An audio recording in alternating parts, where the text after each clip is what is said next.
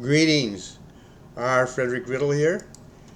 Christian News and Views. This is episode 13.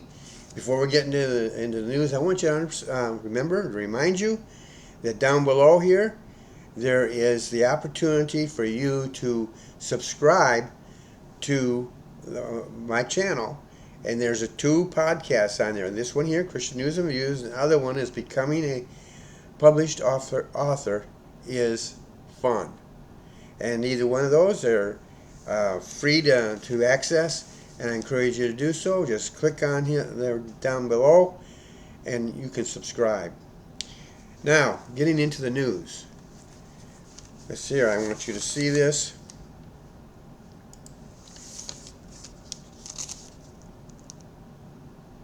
Okay, so man billed for utilities not received. So the thing is this. I'm going to read some of what this is in the paper here, and then I'll get to my opinion. Philip Cadez's mobile home was demolished because of Hurricane Ian, but he continues to pay for water and sewer he no longer can use. Cadez said even after the water was cut off, Charlotte County Utilities charges him $68 a month. I have never heard of anything like that in my life, Cadez says. I've tried asking them. I don't know how many times to make an exception. The mobile home in village of Holiday Lakes in the Gulf Cove area of western Charlotte County was ideal for Cadez because of its affordable utilities and association fees. Cadez is living on a strict budget with income from only his Social Security. In addition to the $68 a month for water, Cadez also has to pay $130 in homeowner's fees. That's in addition to his current rental in Inglewood. I understand the homeowner's fees because I still own the land, but I haven't been able to sell it. Other people are trying to sell too, and they're just giving stuff away, but I'm not in that position. And so what we'll do here is turn here to the other thing, the other part of this article. And the reporter interviewed the Charlotte County Utilities PIO, and she discussed the processes that they have and so forth. When she was all done, and they got to more aimed at what his situation was, she says this: unfortunately, this is our process for all customers, and we cannot make any exceptions. Now, this is a local issue, but may be related to a larger national issue. And so I'm getting into opinion time now. I think that this may be getting into governmental greed or governmental arrogance, something along that nature. He lost his home, Hurricane Ian, and is still required to pay for utilities he is not and cannot receive. Now they're charging him money. Now usually you charge money so that to compensate for people doing some work. What kind of work could they be doing? Are they having to remove sewage? No.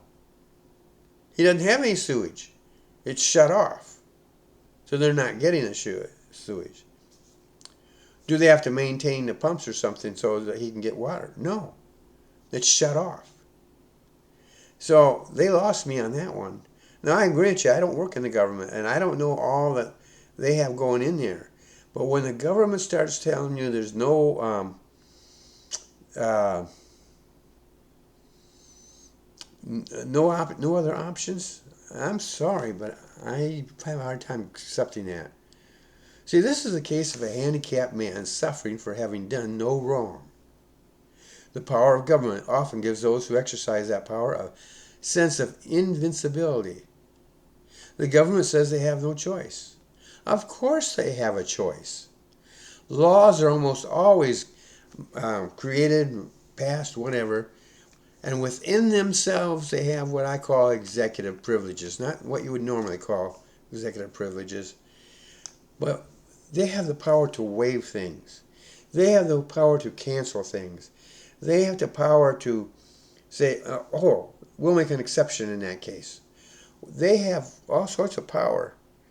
And I'm not saying that power is wrong. It's to be used wisely and discreetly. But don't you think this is a case where wisely and discreetly would actually apply? This guy did nothing wrong. His home was destroyed by a hurricane. Wasn't his fault, wasn't the government's fault. It was Hurricane Ian's fault. I think government officials should exercise some responsibility mixed with compassion to find a way to help this man and others like him. He's just the face of what may very well be a bigger problem. And it's not just that local government. It could be in any county here in Florida. Or for that matter, any county throughout the United States. Small government grows, just like big government grows. And they start acquiring power. And they start taking their job so seriously, mind you, that there are no exceptions. There are no contingencies. Well, life teaches you different. There are always exceptions. There are always contingencies. The only thing that exists with no exceptions is death. You could say there's even one there because the rapture is going to come someday. And so those people, their bodies will die but will be transformed in an instant. But when you face death. And then you're either going to go to heaven or hell, depending on your relationship with Jesus Christ. But the thing is this. These people in government, they take their power so seriously that they don't give you any kind of compassion. They don't feel for you. They don't understand you. They don't even make an attempt to understand. It reminds me of back when I got out of the service. I think it was it out of service? Is it? No, may have been after I've been working for a while and I got laid off. But I was receiving unemployment. I missed an appointment that I had with the government for them to go over things and so on and so forth. I missed that and forgot to tell them that I was going to an appointment to look for a job. Now, I didn't get that job, but it was still a legitimate thing. I went there, I traveled there to that city, interviewed for it, and I did not get it. And they had no understanding. When I did explain it to them, there was no compassion, no understanding, nothing. This is not a Democratic issue. This is not a Republican issue. This is a governmental issue. And it has been a part of our government for a long time and has only gotten worse as time has gone by. It's really bad these days. So I think government officials should exercise some responsibility and mixed with compassion to find a way to help this man. That's not asking too much. That's asking them to be flexible. They want him to be flexible. They need to be flexible. And I think if they were to do that, things would smooth out a lot bit, and they'd find, oh yeah, we can do this. Oh, we might be able to do this for you. But they got to be willing. That's my opinion on that particular news item. Now, I have another one. This one here is called Florida. It's Florida time. Went to my handout there. There we go. It's Florida time. And that's Trump and Rubio. So the article here is a very interesting article. It had the subtitle here. It says this, or subheadline: Sunshine State residents rising to power in Trump's cabinet lineup. Um, this is an article that showed up in the Miami Herald. And I'm going to read a portion of it to you. Florida is emerging as a new hub of political power in the United States. Donald Trump's victory in last week's election made him the first Sunshine State resident to win the White House. And since then, he's elevated a growing number of his home state allies to some of the most prestigious posts in U.S. and world politics. His incoming chief of staff, Susie Wiles, is among the state's most battle-hardened political operatives. U.S. Representative Mike Waltz, a North Florida congressman and Army veteran, has been named as Trump's national security advisor. And then U.S. Senator Marco Rubio, a Miami native and the son of Cuban immigrants, is likely to be named Secretary of State. Wow. That is amazing. Then it gets to Senator Rick Scott. Florida is the center of the Republican Party.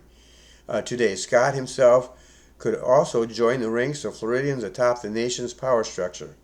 He's vying for the role of Senate Majority Leader and has won backing of several high-profile Trump allies, including billionaire Elon Musk and conservative media personality Tucker Carlson.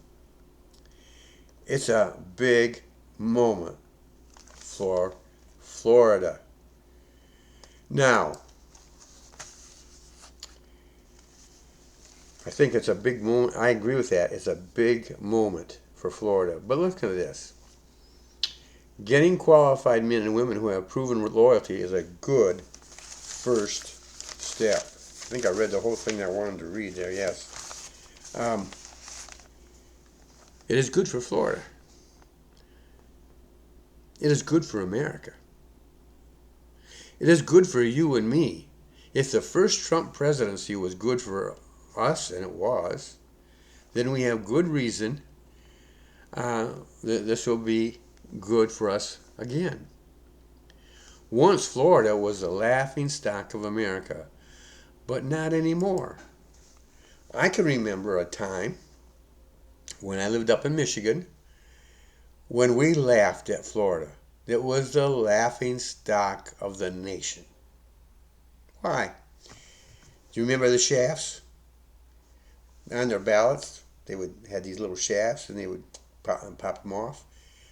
So that instead of taking a pen and marking it in, they would take those off. And they had all sorts of problems with that system. And it caused problems in the election too. But it was a laughing stock of America. But that's not true anymore. 6 years ago, we got a new governor. Not one who pretended to be a Republican. Before him was Scott. Scott's a Republican. So we can actually go back to include Scott. But there was another one, I can't remember his name right now. He claimed to be I think I've forgotten his name on purpose. He claimed to be a Republican, turned out to be a Democrat. And so we moved down here in 2008. And so that was when the pseudo-Republican took office somewhere around then. And the thing is that after him came Scott. Scott did a good job. But when DeSantis came in, things really started changing for good. And he just had I don't know, I can't explain it except that he is very smart. But so was Scott. He's very able, but so was Scott. But Scott his background was medicine and stuff of this nature. DeSantis came with an open mind. He came with more of appreciation of the political landscape, and things of this nature. In any case, he understood the lay of the land perhaps better than anybody did at that time. Whatever it was, DeSantis has led this state to being one of its most prosperous that it has been since I've been down here, perhaps in history. The Republican Party has grown from being, at one time I think they called this was a purple state. It could go Democrat or Republican. Now it's a red state. And even there, in the last, just in 2 years since he took office the second time, it has increased dramatically. Part of it is Trump, no doubt about it. Part of it, a good part, and perhaps I think perhaps a greater part, is because of DeSantis. Those two men have had their problems working, well, usually when they trying for the same office. And that's politics. Before, they can be close. Then they part ways when they go both trying for the same office, and then they'll come close again. And when he dropped out of the presidential thing, DeSantis, he made his due diligence, and he got back in the right side of Trump and has been a supporter of Trump ever since. And so the thing is that we have two great Republican politicians, DeSantis and Trump. They may not agree on everything, but they agree on the most important things, and they agree on most of the things. And that is far better than we've had in the past 4 years, well, 3.5 years. Be 4 years by the time Trump takes office. But in any case, we had a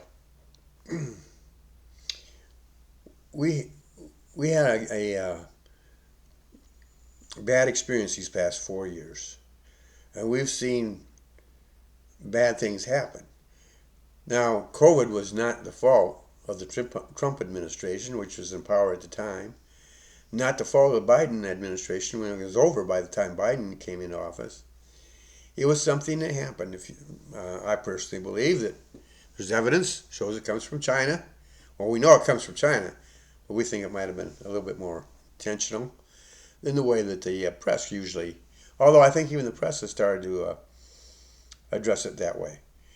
But the thing is that we have a government now coming into office that has a past record, a good past record.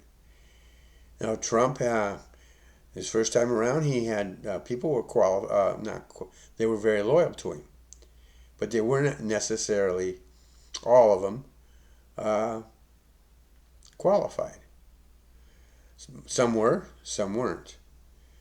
And he had to go through a filtering process of getting rid of some of them, which when the politics gets involved in it, it gets messy. And some of these left, and they became his enemies, not because he did anything wrong, but simply because he got rid of them. And nobody likes to be fired, especially the way Trump does it. You're terminated. But the thing is that he has learned a little bit. We learned what he's like. He's also learned about other people in that process. And I think he understands now that he not only needs loyal people, but he needs qualified people. See, in the first administration, he had loyal, not necessarily qualified, and he had qualified, not necessarily loyal. And it wasn't until they came under pressure that these things show up. And so now he's picking what I think are top-of-the-line people. Look at the people here that he picked again. Let's see. Susie Wiles. Among the state's most battle-hardened political operatives. That's quite a statement. I never heard of her before. But obviously Trump has, and she got his attention. I believe she actually may have had something to do with his campaign at one time. I think I saw something on the internet about that. I'm not sure. The other one is U.S. Representative Mike Waltz, a North Florida congressman and Army veteran.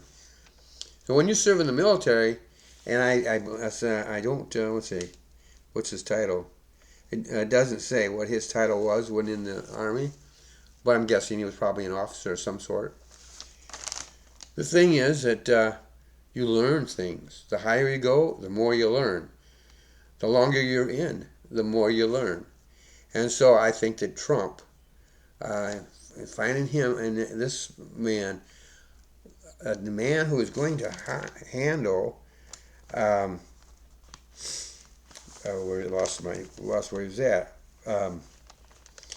He's going to be National Security Advisor. Well, that's a very important position. And he's going to have an Army background.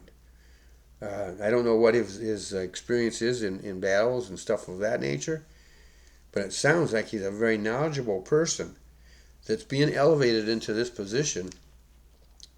And so he's going to have some overall knowledge of what's going on. Marco Rubio, he's been a representative for a number of years. He's a Miami native and the son of Cuban immigrants. So he knows he knows a lot about the immigration problem. And while they have disagreed in the past about solutions, he's going to have a voice now. He's going to be Secretary of State, so he's going to have a voice, and he can address that. And he will be able to. He and Trump will be able to sit down together and discuss things. Maybe alone, maybe with aides and stuff like that around. I don't know. But that is something that is a strength that we as a nation will benefit from. Something else I think we're going to benefit from. Nothing's been said about this so far.